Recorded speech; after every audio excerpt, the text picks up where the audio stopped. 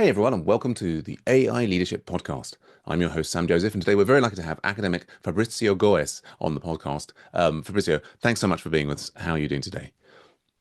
Yeah, I'm amazing, and thanks for you for the opportunity. Yeah. Oh, pleasure, pleasure. Well, maybe a little background. I was very excitedly heard about your work using AI to sort of detect humor on another podcast, which is a subject very close to my heart. Let's start off with our usual first question, which is, what is your technology or academic origin story? How did you get into all this? Yeah, basically, as a undergraduate in computer science, I started doing research on high performance computing. So, which is a completely different field, but Mm. somehow it combines with AI today, right? Because Hmm. all the Hmm. infrastructure runs on GPUs and supercomputers and this kind of stuff. And then during my PhD, I start working with machine learning applied to high performance computing. And Hmm. at some point, I found myself on the other side of the fence. I just jumped from high performance computing to AI. And Hmm. then specifically, I started doing research on computational creativity, which is Hmm. basically how to do creative AI, an AI that's able to create creative things. So Hmm. that's the story behind my career. Brilliant, and that's I mean, computational creativity. I'm loving that. That's what I'm all about. And that's a wonderful potted history. Just out of interest, I mean, was this all through academia? Which academic institutions were you doing these things in? Yeah, I'm originally from Brazil, so I did my undergraduate and master's in Brazil, and Hmm. then I did my PhD in Edinburgh University here in the Right. UK. Yep. Oh, same And as me. then during the PhD, I did an internship on ST microelectronics in France. So I Hmm. worked as a software engineer there Hmm. for a few months. Then I went back to Brazil. Hmm. I kept teaching and doing research on my previous university. And then at some point, I had a startup on using AI for internship recruitment. Hmm. And then I got some investors and I went through all the startup thing. Oh And yeah. then we had the company for 2 years, then came COVID, lots of jobs. Job was not a very good market industry at the moment, so we Sure. shut down. Then I decided, okay, I have to do something else. And then I moved to the UK to the University of Leicester, and I got a position as a lecturer here. And Mm. I'm here for the last almost 5 years. Right. So Brilliant. Yes, and I mean it's interesting because I have connected. My undergraduate degree was at the University of Leicester, and my PhD cool. also at the University of Edinburgh. So we've got Oh overlaps. my goodness. Yeah, yeah, crazy. That's amazing. Small world. And I mean, it's fantastic. Is there, and I assume that there was from an early age you were playing and tinkering with computers and so on. Was there something that pushed you down that track that led to all of this, focus? I think I always loved video games, and that Mm. was my main entrance, let's say, to the computing world. And then I had a computer very young when I was like 10 years old or something. I had like these 286 computers, the very Yes, yes. ancient ones. No one knows about it anymore. Yes, yes, I So, remember. Well, and back in the day, it was 286. Now it's a 386, yeah, 486. Oh, whoa, that was the amazing. Pentium. Oh, goodness me. Yeah, back in the day. Then Yeah. I went through all these, also the video games. I started with an Atari, and I went through Yep. all the Nintendos and Sega systems and all these kind of things. And then Yes. when I was to decide, then we had the internet when I was a teenager, right? Mm, So when I was 14, 15, internet arrived in Brazil. And then I mm, started using BBS. At the time, it wasn't internet yet. It right. was like you call it like kind of a local internet that connects to Right. the internet, right? So and then I start just liking it more and more. But when once I started university, I didn't have any coding skills at Uh-huh. all. Uh-huh. So this was completely new to me when Mm, I liked math, but I didn't have any coding skills. But when I right. did my first module, like fundamentals, programming fundamentals, I loved it. When I Right. saw the black screen, and the terminal, Uh-huh. and I just type print hello world. Then my eyes blinked, and I said, okay, that's what I want to do for the rest of my life. Wonderful. So and then I fell in love with computing. Yeah, So yeah, totally, yeah. totally fascinating. Oh, but thanks so much for sharing those extra details. So was but the undergraduate degree was computer science, was it, or it Computer was? science, Well, yes. it was interesting. Yes. Oh, And it was the love of more interacting with computers in general. You're like, oh, I want to go in that direction. And yeah. then, yeah, yeah. I mean, because I had a small computer from t 10 years old, which, and there was it was a lot of games. There was also a little bit of early programming in BASIC, but yeah. But, well, and I mean, it's been, I think you like me must have been quite blown away by the last couple of years of developments in AI because it's it feels like there's been so many false dawns, haven't there? There's been people saying, oh, there's a thing, this new thing, this new thing, this new thing, and we've working in the field, we've said, well, it's not this, it's not that, but then. I, I don't think anybody could, whatever people say about a hype, right? There's clearly been some big changes in the last few years. How is the new state of the world affecting your day-to-day life and your work? I mean, clearly it affects your work, but also I'm interested in how it affects your day-to-day. Yeah, it's hard to even start talking about it. It happened so much, right? But Right. I can tell you that I've been working with machine learning for, I don't know, 15 years or more. Yeah. Oh, when I did my first parallel neural network, it Mm. was in 2000, Right. so more than 20 years now, right? Uh, So I've been somehow catching up with machine learning. Of course, I couldn't predict anything that happened in the last years. But right. even large language models, I was working with language models before that. Hmm. But we are doing very simple things. We are for example, trying to create culinary recipes, Mm. using language models. They weren't large language models. They No, were no. just simply language models. Mm. But we couldn't imagine that when you train with so much data, with so many neurons, with such huge infrastructure, these Mm. things would be able to do what they do No. at the moment. So, but since I've been working with that, I'm Mm. kind of catch up daily on those things, and I started using GPT-2 and then GPT-3 and Hmm. GPT-4. I came all the way through, and every time they release a new model, I Mm. try to incorporate that model in my daily life, in my work. I start teaching students about it. Right, right. So for me, it's kind of every day I've been. It was not like a shock, No. because I imagine that for most people, they Hmm. think about AI like this silly robot from the Mm. movies, Hmm. at some Hmm. point, and then suddenly they had like GPT-4 that Hmm. could talk to you, you Yes. know, and Yes. then people were really like, "Whoa, what's happening?" But for me, Yeah. it was kind of incremental, Yeah, yeah. in So some way, not such a big not shock. not disruptive, in a sense. So, but it of course affects my job a lot, Right. because as a teacher, what you need to do basically is to think about what I need to teach students now Hmm. so they will be successful in the future. Right, right. And if you ask me that question, I don't have the answer. Hmm. What should I teach them? What are the skills that Right. they should learn? Mm. One thing I know is the more they know about generative AI, the Hmm. better, right? Yes. Because they are going to use it anyway. Yeah, But if you say, do they need to have more critical thinking? Do they need to have more creativity? Do they need to have more, I don't know, other kinds of skills, decision making or mm. anything? It's kind of a blurred space at the moment, because I'm not Mm. really sure what are the real skills they will need in order to be successful. Today, for example, if Yeah, you don't mind, please.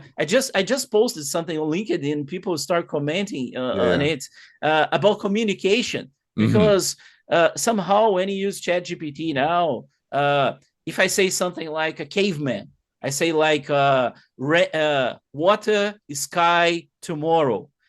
ChatGPT will understand me and say, Right, okay, do you right. want the forecast for tomorrow? the weather Mm, forecast. So mm-hmm. people are learning to speak like a caveman with ChatGPT. And when they need to talk to another person, they get impatient because the other person cannot understand if I Right, just say right, that to right. you, Yeah. right? And I'm getting, for example, another example, I'm getting emails from students now, Mm, or the emails are written by ChatGPT, or the email students, they write to me and say, I want to tell you about this. mm, Here is the explanation from ChatGPT. And they send right, me the link to right, ChatGPT right, right. because they believe ChatGPT can explain better than them what they Mm, want to me. mm-hmm, mm-hmm, So, and the discussion on the post is basically about, where are we heading to? Are people mm-hmm, stopping to talking to each other? All mm-hmm. the conversation will be between agents, Right. instead of people. And we simply don't know what are the consequences. But do we need to improve our communication skills, Mm, or it's okay that AI can simply interpret, can be the right. translator between everyone? Mm-hmm, mm-hmm. I don't really know. These are big. It's we live in very, very interesting times, don't we? I mean, it's the. Yeah. I mean, and then there's so much there. Thanks for so much for sharing all of that. I'm just to unpack some different things. You were mentioning before about not being quite so shocked because you'd been following along with GPT 2, 3, and 4. And I mean, I think what's interesting is different people's reactions to it because I think some people who are out of the field who watch modern sci-fi or even older sci-fi, they're used to the idea that computers can talk to you. Iron Man has his little chatty friend who Ultron later on, and so everybody's been prepared. Like, I think if you're not like, I think there's probably quite a large bunch of people who think that who are not so surprised. They would have sort of on the basis of what the movies have informed them, they think that that was around. And then I guess there's the people who are using computers, which is quite a lot of people, sort of every day, and realizing that they're not quite as chatty as the things in the movies. And so it was a bit of a shock. I mean, for me, I kind of. I didn't really follow what was happening in the early like GPT-2, right? So I kind of came in with I sort of almost like on Chat GPT on GPT-3, and it was interesting because at that time certain sort of tasks that it would be trying to do, like when it was trying to code, it would get things completely wrong nine times out of ten. I mean, Really? and for me, there was a sort of, I mean, there's this whole debate about what's emergent, what's not, whatever. There was a fundamental shift going from like 3 to 4, where we went from something that was kind of like, I mean, it's still very impressive, right? That it could do all this sort of chatty and write poems and this, that, and the other. But then when it went to 4, and it could now, it's for simple programming tasks, it would start to get them right 9 times out of 10. And then now we're 2 years later in, and quite sophisticating programming tasks it can do. Not perfectly, not magically. It needs a lot of guidance, but it's still it's. I often say to people, I hadn't expected to see this level of ability from AIs in my lifetime necessarily. I'm very excited that we are, but I'd certainly, 5 years ago, people saying, "Oh yeah, that's just around the corner," I would not have believed them.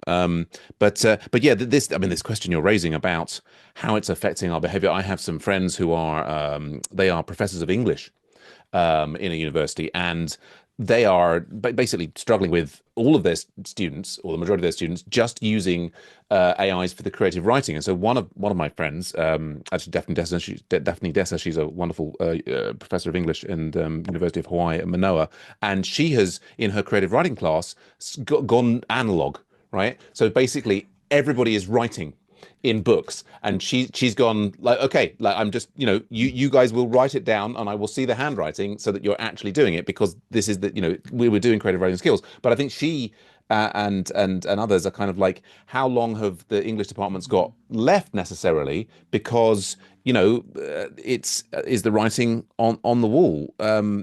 It is, I mean, it makes me think about, I think we're still trying to understand the side effects of what's happened with social media, the long-term impacts on, as you say, human communication as a result of having these tools available.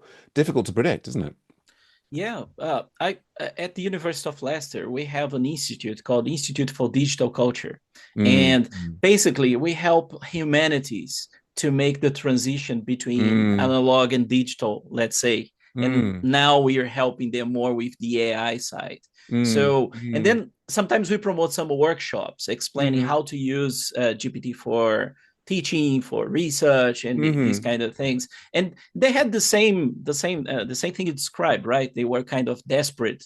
They want to forbid the use of ChatGPT in their Right. classes because Mm, otherwise they mm. cannot really evaluate assess the students, right? Yes, yes. But I think, like you said, I think okay, you can ask pencil and paper at the moment, Right, right. to evaluate students, but I think this will not be viable in the long run, because Mm.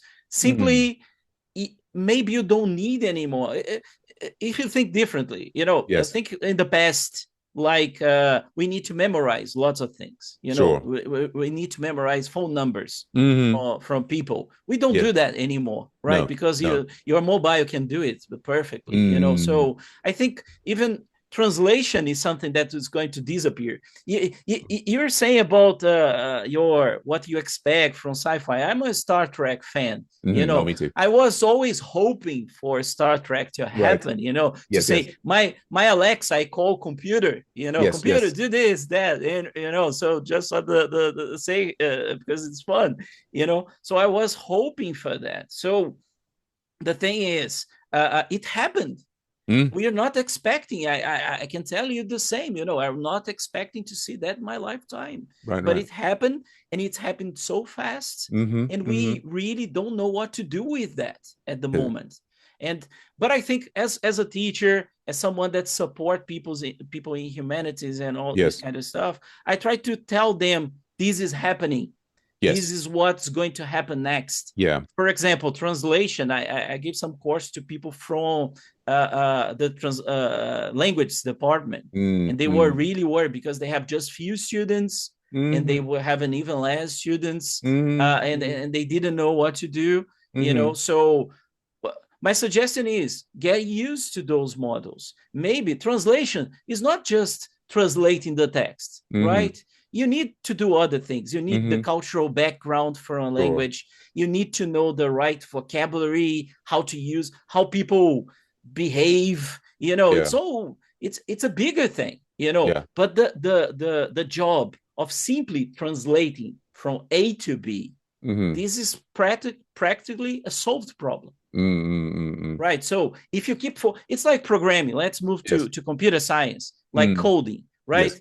I know you're not a vibe coder, but I became one, because Sure. the things I do in academia, I don't need to deliver a fully Sure. functional system, right? I'm Mm. usually doing prototypes, Sure. exploring ideas, so I Yep. can just do vibe code. So I abandoned coding at Yeah. all, and Sure. I come from a background that I like to programming assembly, so Mm. Mm. I love programming, but I don't need to do it anymore. Sure. So what should you teach to computer science Yeah, students? In absolutely. the past, I would definitely say, okay, you need to be a very good coder, Hmm. otherwise you won't get a job. Sure. Now I'm not 100% sure anymore if that's all they have to focus on. Yeah, it's They yeah. should know computing, they should Yes. know algorithms, the Hmm. concepts, but Hmm. I don't know if they need really to code, you know start int, main, Hmm. whatever, void. No, I don't think this is necessary anymore. If you I'm sure you use cursor a lot, I or do. Yes. yeah, I do the same, so it does for you. It's like an interactive kind of approach, but it does the coding. I'm not typing the coding. I'm Yes. refining the prompt. Yes. Yes. Yes, I So mean it's fascinating times. I mean, I was just going to make an analogy with, I mean, back in the day, I mean, this is if you go back to like the early 1900s, they used to have these people called knocker uppers who would go around with long poles and tap on the windows of people to wake them up in the morning, right? And that was a job. I don't know that it was a particularly well-paid job, but it was what people would do to help people get up to go to work. And then we invented the alarm clock, and that job has completely gone away. And of course, I think empathy to everyone whose jobs are changing perhaps faster than they expected. I think it's throughout human history, the technology has changed, and then what is an effective form of employment has changed. And of course, when things happen very fast, it can be difficult for people to adapt their lives quickly. Yeah, I mean, I think the example that you gave, which is if we don't have to memorize these phone numbers, fantastic. That's taken away. I think that the so you say I'm not a vibe coder. Certainly in my spare time, I'm doing things related to podcasts and stand-up comedy. And last weekend I vibe coded a system that effectively this was using was it using I'm getting confused now about whether it was using Claude or ChatGPT. Claude, But yeah. there's so many. I mean, this is the thing. I'm experimenting. There's all this MCP. There's like about 8 different ways to do it. And I mean, I think whatever. I mean, this is my son. He's doing computer science at Southampton University at the moment. And the thing I'm saying to him is like, keep going, but just make sure you keep up with all of this AI stuff and all of the things. So I've just got him set up with Claude MCP, and we got him doing a side project in that, making a game. And but yeah, I made one that back in the day would have taken me a very long time, but this was within the space of an hour, I with ChatGPT, and ChatGPT pretty much wrote all the code. What does it do? It takes a comedy video of a session, and it basically auto detects where the laughter was. It gives me a transcript of the entire thing, and then I can basically go and it highlights for me in an HTML interface. Here's where the laugh took place, and I'm going to now look at the words to work out where the joke started, and then I'm going to select that and say, please, I want a clip of that. And you know, it works. I'm not saying that the laughter detection is perfect or the transcription is perfect or whatever, but it works, and I'm mainly discovering I'm not getting that many laughs. So I think that's a more basic thing that I've got to work on there in terms of being funnier. But yeah, I mean, the ability to do that with vibe coding is extraordinary. At the same time, using Cursor, and I also use Cursor at work, and we have there's different kind of types of systems that we're using. So there's like, production systems that are very sensitive, and then there's other sort of internal tools, and then we're just doing sort of like data sciencey more sort of stuff. But I do notice that in my process of working with Cursor, I am refining the prompts, but I think my detailed understanding of code and my ability to debug it and work through it, I mean, maybe that's going to become redundant in some amount of time, which could be like 6 weeks, 2 years, what have you, when Cursor and these LLMs get to the point that they are so much more sophisticated and so much more in the code. But at the moment, I definitely feel like there are limits to the kind of coding that it can, because maybe you've experienced this as a vibe coder. You kind of go and go and go, and sometimes it ends up getting stuck in a loop, and you can't. And it's like, oh well, if I understood the code, I could maybe help it, but in this case, I can't. Yeah, it happens. I'm totally with you.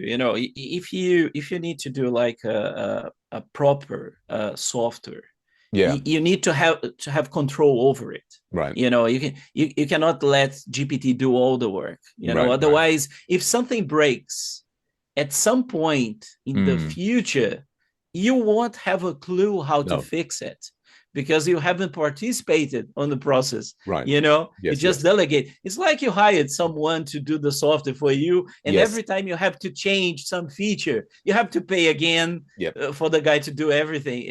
So Yes. that's Yes. you get to this point. But I think for other things, for example, but there is vibe coding can lead you to get some money.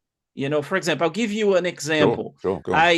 I was participating in a hackathon, and we had Mm. to develop a prototype for there is a service called Museum Data Service, Mm-hmm. which they collect data from all museums in the UK, Mm-hmm. and they try to have all the artifacts in the same database so people Mm-hmm. can go there and research about them. And Mm-hmm. they create this hackathon, and we had like 48 hours to develop a prototype and Mm-hmm. pitch that prototype. Mm-hmm. I used Claude to do all the coding from Sure. from scratch. I haven't done any coding, and we end up getting the funding, for Right. for Right. the Right. for the project. So what I want to say is vibe coding can lead you to funding, to money, and this kind of stuff. Yeah. So it could be a job somehow, depending on what you do. You No, know, absolutely. but now if you are a compiler, a Mm. programmer, something, you need to make sure things work. You need Sure. Sure.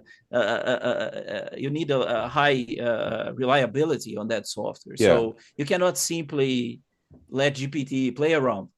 No, no, no, no. I think you're absolutely right, and I mean I mean, I'm sort of reminded of this parallel when I first started working with Ruby on Rails, which back at the time seemed sort of almost magical, that it could generate these, these websites for like, or these like Scaffold. model, the Yeah. scaffoldings and so on. And, I think at that point where you're trying to demonstrate a prototype to unlock funds, absolutely fantastic. These things are wonderful because you can move so fast. I mean, I guess the thing that I think actually both with the communication and with the programming is there's still a mode that I think is maybe missing from the current LLMs. And it's something I tried to build a prototype for this back before GPT-2. I wasn't even thinking about LLMs at this time, but I was just really interested in pair programming.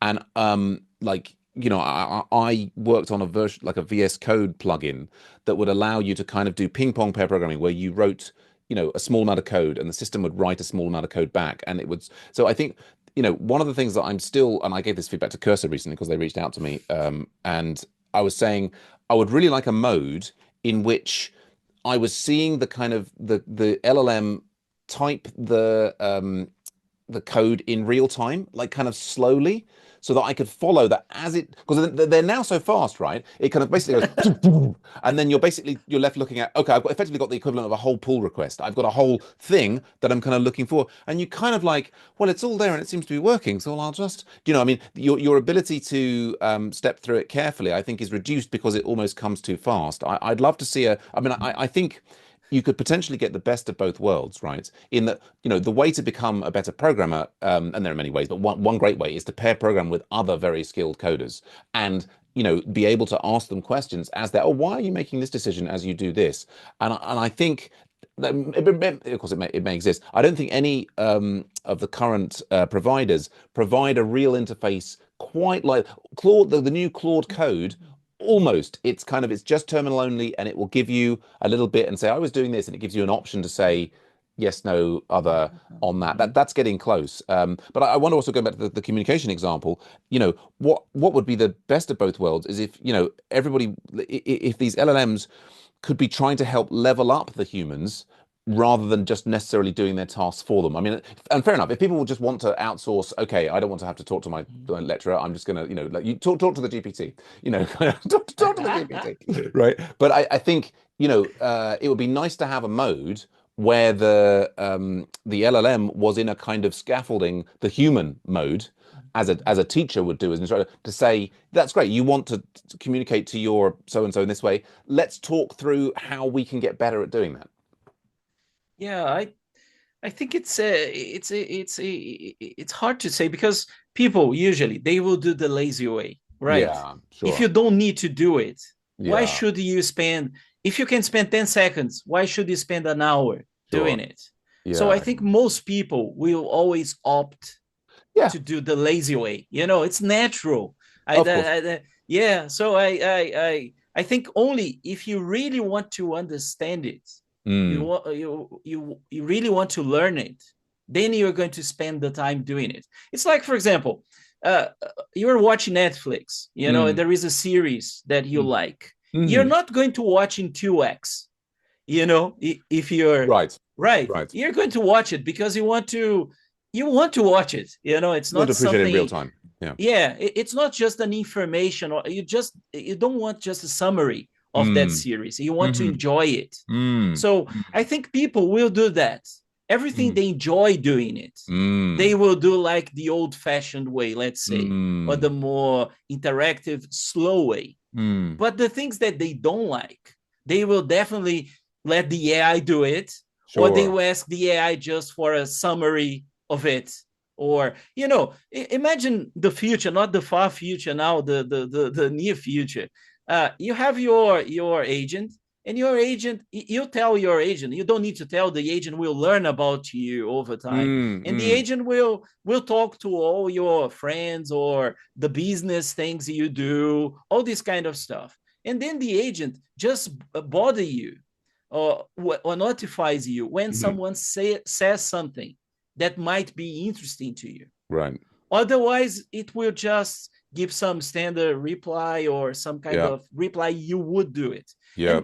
And the agent will basically ask you only yes or no questions like, Would you like me to do that? Sure. Or Sam send you an email about the podcast at this day. Do Yes, you yes. agree to do it? Oh, yes. Yeah. But then Sam start talking about something I don't like at Mm, all. Then the agent will say, oh, Sam said this and that, so yeah. I just ignore him, Mm, and I say, hmm okay, keep ignoring him, you know. Absolutely. The I, digital butler, which I mean, I was involved in autonomous agents conferences 20 years ago, and that was what we were talking about. But it seems just around the corner. I mean, I book a lot of comedy gigs and I have a lot of comedians talking to me, and a lot of the interactions are just this date, that date, what have you. I can sort of see that could be largely automated, and then it would just flag, I'd effectively have my digital flag. butler. I mean, it's fascinating stuff. I was going to just move us on to the next question, which is, and just I very much, you may have said, and I may have missed it. You're a lecturer, and it's in the computer science department in the University of Leicester. Yes. Is that correct? Yeah. And you're teaching and you're doing your research on the side and so on. And so, I mean, you're a leader. You're doing exciting research. You're taking these students in a different direction. What's your approach to be the most effective leader, educator, researcher? Yeah, I try to. People always ask me. You have to be curious. I think that's the main Yeah, word, right? You sure. have to be curious. You can't just be in a comfort zone and just live the rest of your life with the knowledge you gained 20 years ago, Hmm. right? I think you have to be curious. So I'm always exploring things. Every time I hear a new Mm. term that I don't know about it, I would just check it out. But it's not just reading about it. I like to download, implement something, Hmm. run some simulation, do some experiments on top of it, and Hmm. I think that's what keeps me updated somehow. It's Mm. it's impossible to be updated at the moment, right? So much, But yeah. you try your best. For example, MCP.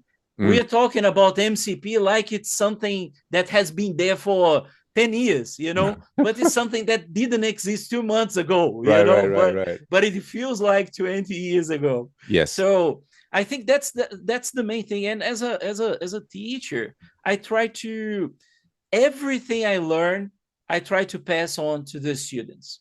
I Right. teach one module called computational creativity. Mm. So we've been doing prompt engineering Mm. since GPT 2 and 3. Wow. Great.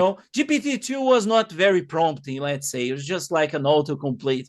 But Sure. GPT-3, I had the whole module on GPT-3, just how to do prompting with it. And Mm. talking about humor, we talking. Yes. I published that paper about using GPT to evaluate humor, Yes. GPT-3, and people said you're insane about it. People just said don't do it. You're Yes. wrong. And I said, no, I got encouraging results. Of course, they were good results because it was GPT-3. But when I look at the data, I said, this is going to get better. Yeah. And then I published the paper. And then lots of people start contacting me and said, Mm. oh, can you use AI to evaluate something like Yeah. Yeah. humor? And I said, I believe so, you Yes. know. And then these systems are getting better and better Yes. at learning humor. Of course, they have some limitations, I've been working on that research with one of my PhD students. We use these alternative use tests to test Oh yeah. creativity. So, for example, I tell you, create alternative uses of a fork. And then you say, oh, I could use a fork for this, I could use a fork for that, Right. and other things. And he was using one of these open models. I Mm. think it was Gwen. Gwen. And Sure. and we are trying to evaluate how novel Right. was each new alternative use. And Hmm. Gwen learned how to fool us. And Gwen was doing something like, if you ask for alternative use of a fork, it was saying something like get function. And then, since this answer was so different from the other answers, Right. it was so novel. And when Mm. we said, okay, now you can't do that anymore. And then it adds like an underline. And then now Right. get function underline. And then it was novel again. And you said, Right. no, you cannot repeat that. And then it add like get function with another underline twice. Right. And then Right. it kept doing that. And Yes. then our metric that measures novelty Yes. wasn't capable to Right. to measure it. Right. Right. So Right. they have these flaws, yet not flaws because they can learn patterns and do things, but Yes. but but when you ask it for a feedback about the joke or something, like you said, the laughter Hmm. detector or whatever, they are able to provide a convincing explanation, and they are able to actually say something useful, Yeah, about yeah. it. uh, Yes. yeah. Yeah, yeah. So No, go on. go ahead. Yeah. Oh, this is, I mean, so much exciting stuff. I was just listening to the MCP you mentioned. This is a great, the Real Python podcast yesterday. That there's a good blog post, which is that the S in MCP stands for security. There was a highlight about the risks of using MCP. I mean, MCP is wonderful, but yeah, be careful out there. Computational creativity, prompt engineering, fantastic. Yes, I guess for those people who haven't had a chance to read the paper for the evaluation of the humor, which now I think everybody knows that the LLMs are quite good. They are quite good at explaining jokes. Like Mhm. they can often come up with good reasons for why something might be funny. Can you maybe just quickly summarize for those people who haven't had a chance to read it what your approach was to evaluating humor in your paper? Yeah, I tried the simplest way, to be honest. I was just asking GPT to rank different jokes and say, okay, this is the most funny, this is the Yes, least funny one, and then you start getting random jokes, and then from these groups of 5 jokes, I was asking it to rank them, and at the yes, end, I know which ones were ranked higher and the ones that were ranked lower, because right. these models are good at doing these kind of things. They are not very good if you say give them a score for that joke. No, right, If you say like it doesn't know the difference between 4.2 and 4.3, right. for the model it's kind of the same thing, but when Mm, you say to make like this relative ranking, yes, yes, compared to other ones, it's really good at really ordering them, and then you yeah, see, okay, these are the most creative, these are the least creatives, and when you look to the human evaluation, right, humans evaluate more or less the same way, right. if you take it. But if you're talking about an individual joke and Sure. you want really a very good explanation about it, or a very good let's say score for that, you Yes. might not get it. No, no, It no, could be. no. Well, Yeah. that's fascinating insight there Yeah. on the ranking of that. And that Mm-hmm. was done with that was GPT 3.5 or something was the original. Yeah, it was GPT 3.5 at the time, and then I did with GPT 4 afterwards, Right. and then yeah, so yeah, the results kept improving Right, right. from one version The to the map next. between the human evaluators and the things. So, would you feel confident in saying that LLMs are reasonably good at ranking jokes in order of funniness? I think reasonably, yes, Yeah, yes, yeah. yeah, Which is, of course, yeah. because humor is subjective and Yeah, so that's the many problem, caveats. Yeah, yeah, yeah. that's the problem. Depends on the audience, right? Yes, So absolutely. the first paper I published on using LLMs for evaluation in general, Mm, creativity evaluation, I was proposing to use a virtual audience yes, of because of that, because instead of having one person, let's say one person view of that joke, you could have different personas indeed. with different background, Mm, and those mm. personas could rank the joke differently. Yes. That was the idea, because it's subjective. So I Mm, think this mm. this is the way to go, really. Instead of having, because think about GPT is kind of the average of the average of Yeah, yeah, everything, of course. right? So if you ask GPT an opinion about something, it will give the average response of everyone. So Vanilla. that's not Indeed. what you want. You have a Not specific necessarily. No, audience, right? When you're a stand-up indeed, comedian like yourself. So if you have a particular audience, you want to know what these audience think about it, not indeed so, everyone, right? indeed So so. I think it makes sense to have these diverse audience. Yeah, no, it's exciting stuff. I mean, I could just talk endlessly about this. We're gonna have to have a chat on another one. There's so many thoughts and ideas, and I guess so. I'm gonna take us back to the questions. I mean, the the next question is what is your most exciting tech hack? I mean, I think this joke ranking evaluation that you did is fantastic, and I want to integrate that into the things that I'm doing. I'll just mention that the joke evaluation thing that that I vibe coded the other weekend, that's purely based upon assessing a live audience, the level of laughter, rather than actually any whether there was humor or not. And so that can be Okay. distracted Okay. by, if there's like other noises in the environment, someone drops a tray of Uh-huh. drinks, so that's an ongoing, separate piece of work. Uh-huh. Yeah, so many different modalities there. But so with all this stuff going on, what's the stuff that you're most excited about right now? I mean, you've done amazing work. I mean, you like just talked about this, the museum data service hackathon. You got the prize with the vibe coding. Like right now, what's the thing you're most excited about? Whether it's a new tech tool, like a new version of Cursor, or a new thing. What got your goat right now? Oh, I've been doing so many different things at the time. I get excited about all of them. Right, right. So I think at the moment I'm looking to agents. You know how Mm, to, because the my previous research, my research is on computational creativity and mm, specifically on evaluation of creativity.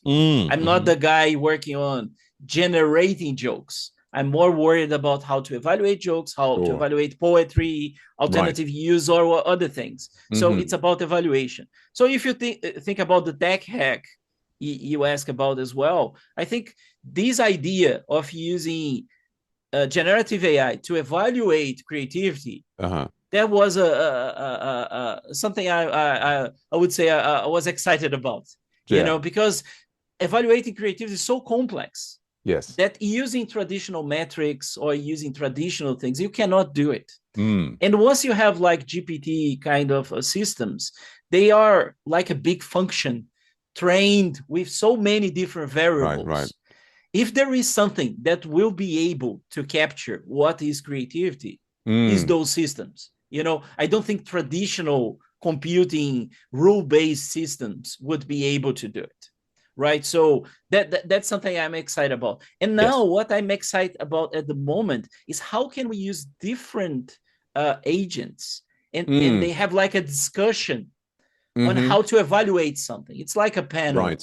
a virtual panel of different agents using different models with different background. Yes. Can they create a more kind of fair Mm-hmm. evaluation? Mm. Because if you think about all kinds of evaluation that you have today, not just creativity, they are kind of unfair, right? Because you Mm. have a Mm. panel with 2 3 people, and these people, they have their opinions, they have their Sure. background, and then if they don't like for some reason what you're doing, they just discard you or say you're doing not good enough or Sure. this kind of stuff. And Yeah. then with a virtual panel of Mm. judges, Mm-hmm. then you can integrate all points of view, you Right. know, and then you will probably have a more fairer evaluation, Mm. right? So Mm. that's what I'm looking into at the moment. So Interesting. I'm trying to understand these new protocols for agent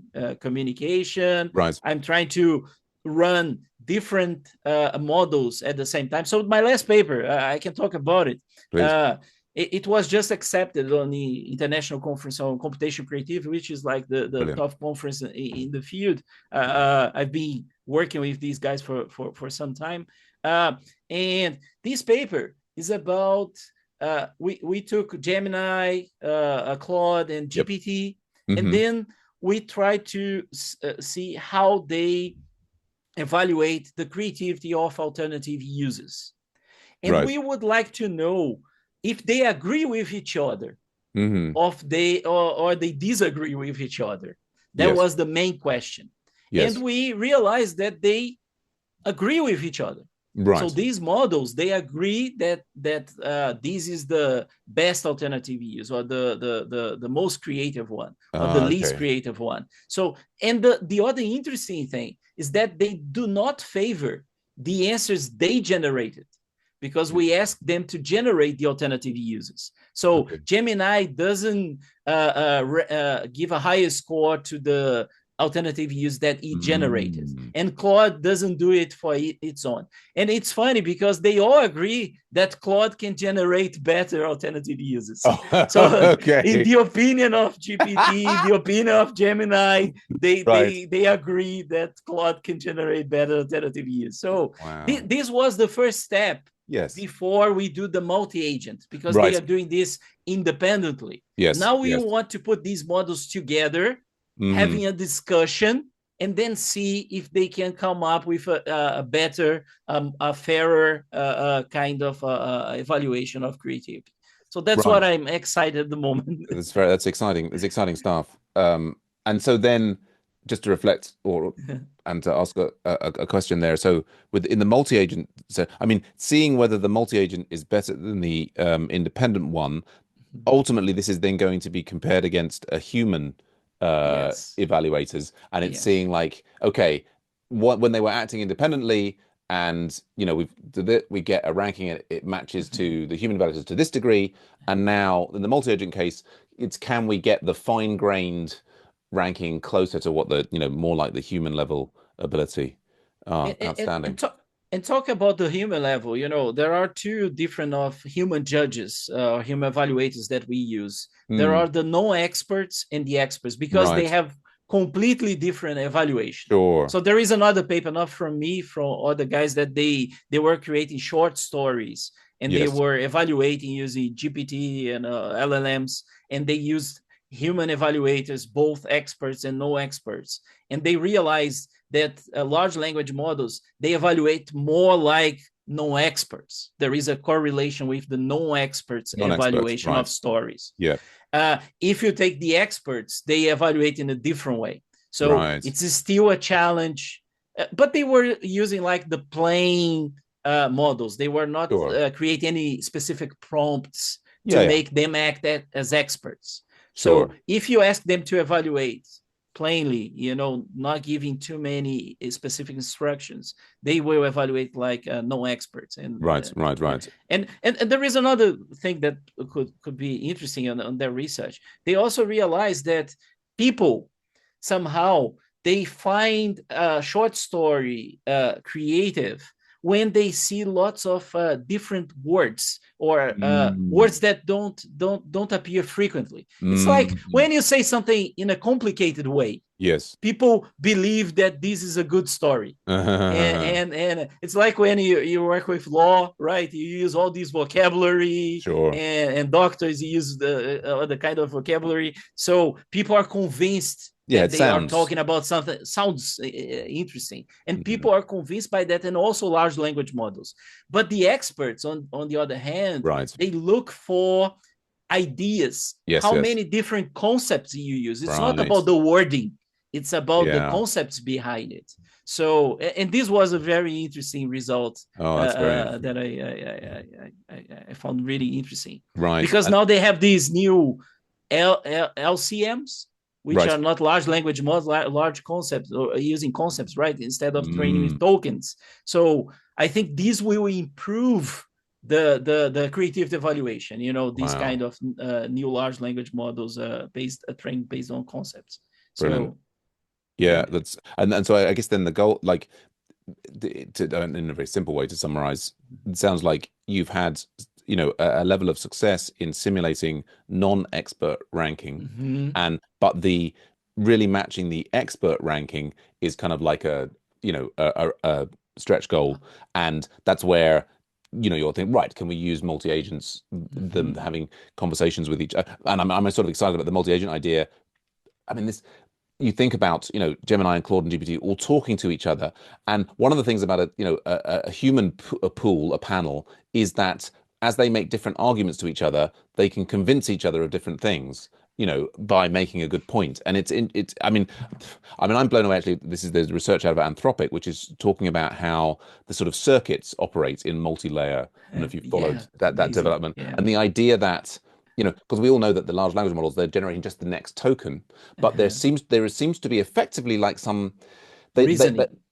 yeah, there's a reason, or for example, even just generating in a poem, like Yeah. they know that the last word has to rhyme with had it, so it becomes rabbit, and it's generating the tokens in the run up, and it's almost like it's got some sort of structure in there that Uh-huh. allows it to know where it's going. So it's, I mean, it's, well, fascinating times. I mean, we're fascinating times. We're running out of time.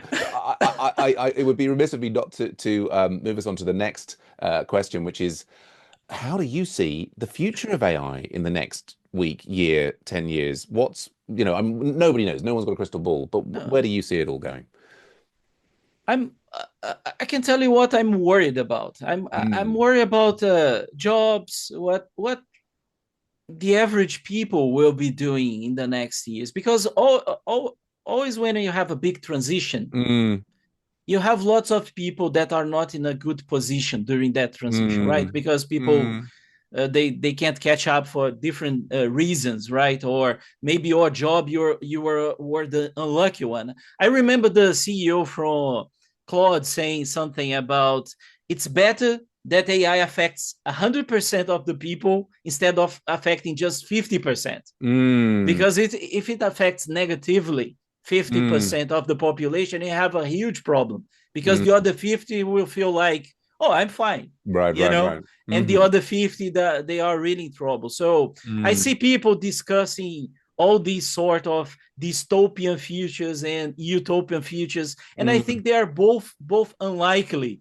to mm, happen. What hmm, will happen is something more, let's say, gradual, hmm. incremental, and I think will be a bit of both. Some people will Right. lose jobs, some new jobs will be created in the meantime. I'm just worried about the transition, how Yeah. people will adapt to it, because I saw that in the past, 20 years ago, they Mm, automated factories a yeah. lot, and many engineers, they didn't have any job anymore, and they Right. couldn't find a job any place because No. there is no need for them, and Right, they right. all started, let's say, doing something else, right? Yeah.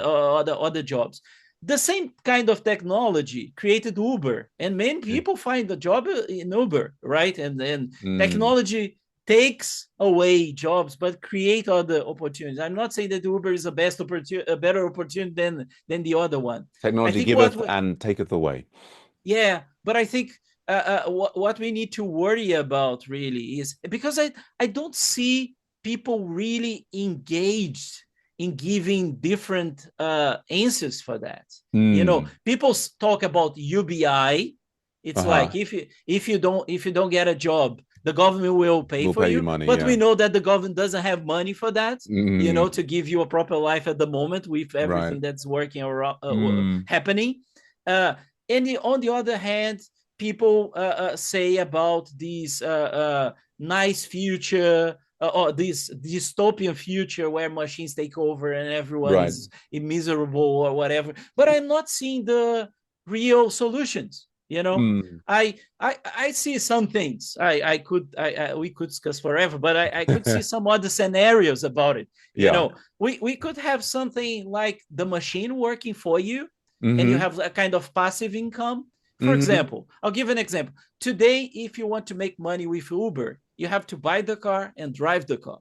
Mm-hmm. Why not you just buy the car, put this autonomous car in Uber network, Right. and then the car is driving itself and you're getting some money. And Uber Right. doesn't have to buy the car No, no, or no. maintain the You're car. providing It's the up to capital. you.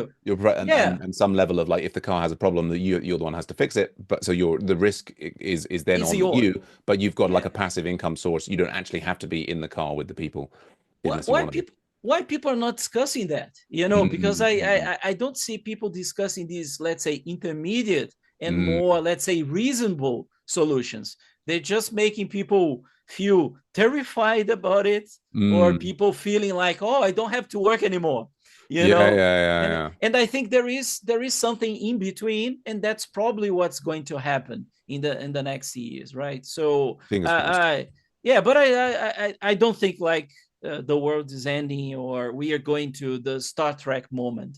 Right, I think right. it's something in between, and I think we need to discuss more about it, Yeah, because as a lecturer, as a teacher, as a mentor, or supervisor, I'm really worried about what I need to teach students so they will be able to get the best jobs for them, be successful in their careers. And I yeah, think we need to take it seriously uh, about it. It's not just, yeah. yeah. I mean, well, and it's. I mean, you mentioned earlier on. Yeah, it's like, is it critical thinking, creativity, other skills? I mean, it does feel to me that you know everybody needs critical thinking. Like, I can't imagine a world in which we'd be saying that was. I mean, there's being like a pedant. There's kind of like asking too many questions. But I think to have the ability to us to like. I mean, I see it up and down. I used to teach a boot camp. I taught in universities. Is like the process of, I think particularly when people are emotionally tired and stressed, they tend to bash at things. Oh, Yeah, it's not working. yeah, Maybe I do this, maybe if I do this, maybe if I do this, and they get a bit stuck like LLMs do sometimes, like it's reiterating on the same thing. And I think you don't have to deploy it all the time, but if you've got that skill to stop and go logically, okay, what did I do this time? What have I done differently? It's almost the application of the scientific method to your daily struggles in your life. We'd always want everybody to have at least that base, wouldn't we? yeah. I agree with that. But just an extreme example. Let's go Please. back to the caveman. The Yes. caveman, the successful caveman, was Uh-huh. the one, let's say, bashing rabbits, Right. for eating. And this caveman was Homo sapiens, like we Hmm. are. Yeah. And at that time, because these Homo sapiens didn't need to do it, didn't Hmm. need to paint things or have too much critical thinking, or the Hmm. decisions were too simple. Hmm. The caveman didn't need to do it. So Interesting. we might end up, it's not, if you take, there is this Bloom's taxonomy that says Yeah. all these levels of lower order thinking, higher order thinking. It Hmm. doesn't mean that we need to go even higher. Hmm. Maybe in order to be successful, survive, have a good life, we can Yeah. go lower. I'm not sure that we always have to push harder. We Yeah. need, maybe we will be good at decision making, which Right. doesn't necessarily is the same thing as critical thinking. Okay. It's more like I like it or I don't like it, or I want it or I don't want it. Hmm. And as long as people are good at doing decisions, Hmm. of I want these or I like these or I don't like that. It's funny because if you look to social network, they've been training us for that. Hmm. Liking things, Like and saying dislikes. things you want or you don't want, Hmm. and then I don't know, I agree with you. Some level of critical thinking we will always need, but Yeah. maybe we go back to the caveman world, and we'll Yeah. be happy, enjoying our life and just Sure. liking and saying things you want or not, but Yeah. but I, we don't know. I'm just giving you another extreme possibility. Absolutely. Well, no, it Everything is on the table now, absolutely. right? Yeah. Yeah. So Yeah. all the options. No, So no, it's great, and I'm loving exploring the ideas with you. I guess I feel like in my imagine of the caveman is that actually, there is critical thinking going on, but I think what the caveman is doing that maybe some of us don't do these days is they're very keenly aware of things in the kind of short term. Like it's kind of like, oh, I've tried 3 times to catch a rabbit with a stick, and that hasn't worked, or this time that I use my sling and I hit him with a stone. Do you know what I mean? There's a kind of, this is working, I'm going to keep on doing it. And I think there's like a very keen awareness of, I've used too much resources on this thing. And I sort of see that kind of like, maybe it's, like you say, you mentioned decision making, there's planning management or whatever. But I think it's that sort of not getting stuck on one task that might prevent you from other opportunities. And there, and partly, there is a sort of a degree of creativity, isn't there? There, that I mean, yeah. you get great results in creativity sometimes from being super, super, super focused on one thing to the exclusion of all others, and then other times great creativity comes from realizing actually all of the effort I've put into this one thing not really worth it. Let's jump back, jump up to it. Well, it's a fascinating area. And yeah, we're running out of time. I guess I just like, I'm so interested in the like the idea I get into this at the end of every episode, which is I've been very surprised by some senior people in the research community saying, these agents, they're just predicting tokens. They couldn't possibly become agentic or conscious or aware or any of these things. I can't see any reason why we shouldn't ultimately have AIs that are much smarter than humans. I mean, what's your position on that? Yeah, I think we already have some at some level. For Mm, example, if I have to read a paper about quantum physics and I don't know anything about it, I yes. can upload the paper, ask GPT, and say summarize for a 5-year-old to Yes. understand it. This is an example of an inferior intelligence talking to a superior intelligence Uh, somehow, right, right, so right, I think it's already there, right. because it's just a matter of people seeing that in a different way. Because Mm, people tend to focus on what these models are not good at, right. to say I'm still superior Yes. to GPT. But Mm. many things that you do with GPT, you will be worse than them, than Yes. those more, And in that case, you are already talking to a superior kind of being, let's say, Right, right. superior intelligence, not a being, but a superior intelligence. So I think it's out there. These people that are saying like, oh, I don't believe it, the problem is because all these models, they are based on predicting the next token. Hmm. This seems such a simple thing, you know Mm. simple idea, that people refuse to Mm. think that something can be intelligent by just Yes. doing that. But we do that most of the time. That's One thing at a time. I don't see there is this huge gap between what we do and how. When we see this paper from Claude Yeah. about understanding how it does, Right. you look to that and you see some kind of reasoning. I will think about the words that rhyme before I start the sentences. Yeah, yeah. So this is some kind of reasoning, and it learned just from data, like we learn, right? We see Yeah. lots of things, talk to people, read stuff, and we create some representation, some modeling of that, and then we Yes. start predicting things. Oh, this is better to do this or that, So I don't see really why not, why not have No. machine. No, and indeed, and I mean, I think then we've got these very powerful things like Gemini and Claude and Mm-hmm. GPT, and then it seems to me, an extension of your own, like once they Uh, are acting in concert. I mean, this is one of the things that we understand about the human brain is that it has all the different submodules and so on, whatever, mm-hmm. and having access to external, memory stores and tool use and so on. It just seems to me that I mean, you're saying, yes, we've already got sort of a superior intelligence now. When Mm-hmm. I think about 2 years and 3 years and 4 years down the line, things from Star Trek like Commander Data start to not seem that far-fetched. Would you agree? Yeah, I agree. Yeah. Now we have even the robots, right? Right, You right. put GPT on those robots Yeah, and you have something like data, yeah. right? So, yeah, it's Yeah, amazing. amazing. Well, you've been so generous with your time. We must finish on the last question, which is, what does it all mean? This life, this universe, this everything. I mean, AI is going, but we have our human experiences, we have our friends and our families, we appear on podcasts, we teach our students. What's the meaning of life from your perspective, Fabrizio?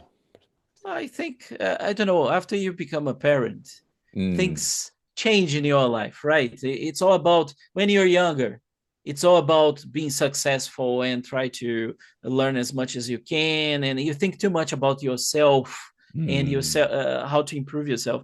Uh, After you become a parent and as a teacher as well, there are other people around you, that mm, can benefit from what you learned when you were young and these mm, kind of stuff. mm, So I think life is about that, exchanging experiences, mm. helping other people to achieve their goals. This kind of mutual, talking to you today is super cool. I couldn't have a good moment like that talking to myself. Oh, but It, likewise, you likewise. I know, mean, yeah, it's yeah, great. It's great to be chatting. it's about enjoying life, doing Mm, whatever you find interesting. Try to be useful to other people. Try to because life is short. Life is full of unpredictable things. So the more you enjoy your life, the yeah. more. And I think some people, they don't think learning, studying, exploring things is really having fun. and Mm, and I think they're missing, people that yeah. don't think like that. They're missing a huge part of life, because that's the fun for me. That's where the fun is. So uh, but whatever works for you. Yeah, yeah. No, that's Yeah, brilliant. you know. I love it. I mean, I guess to link it back to something earlier, I think that learning is fun, and I think that's maybe the risk that we have, as you say, that most people will just allow the LLMs to do it for them. I think if there was some way we could get to have like co-learning going on as we use our AIs, that'd be the brilliant. But what's going on with you? Like, is there anything you'd like to promote? If the listeners want to know more about you, where should they look? Is there stuff you've got coming up soon that they can get Yeah, involved in? it, if they search for my name on LinkedIn, I'm Hmm. always posting about Yeah, generative yeah, AI brilliant stuff you've and got on all there. the Yeah. things we discuss about my research and this kind of thing. If you go to LinkedIn, you can find me there. Brilliant. Okay, well, we'll put a link to you in the show notes. Well, thanks everyone, and particular thanks to Fabricio for appearing on the podcast today. That wraps up this episode of AI Leadership. If you'd like to be on the podcast or join the Rebel AI community that launched the podcast, please don't hesitate to reach out to me, Sam Joseph. My email address is sam@neurogrid.com, and we'll see you all soon. Thanks once again to our brilliant guest today. Thank you very much.